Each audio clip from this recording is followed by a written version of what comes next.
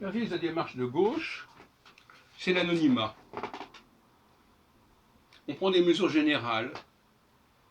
On dit que telle catégorie aura droit à ceci, telle catégorie aura droit à cela. On ne s'intéresse pas aux personnalités, aux personnes, spécialement.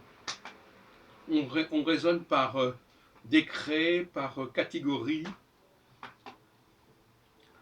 sans distinction, véritablement.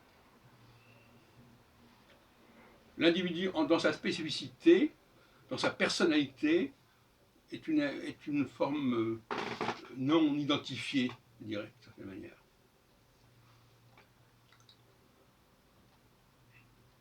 Par exemple, la politique sociale mise en place depuis des années n'est absolument pas déterminée par des entretiens personnels.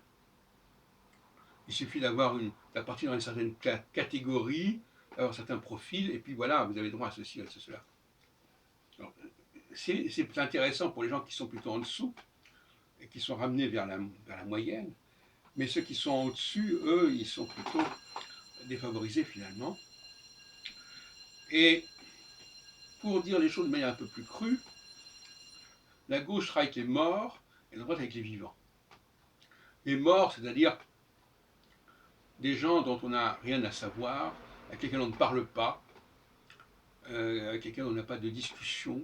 Même dans une salle de conférence, la salle, ce sont des morts.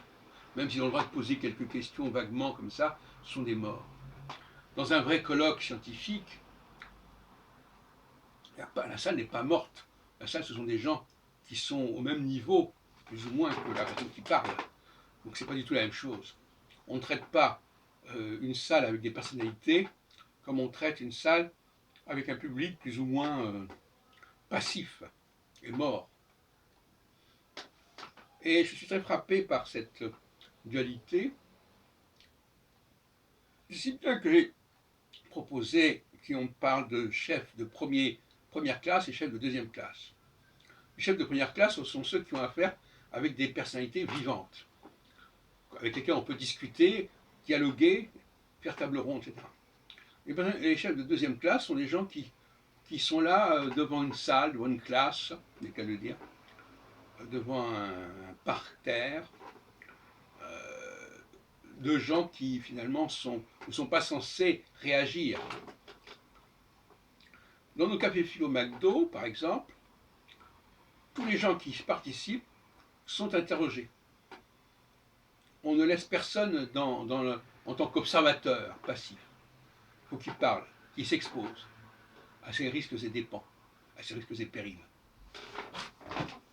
Voyez nos vidéos à ce sujet. Café philo McDo.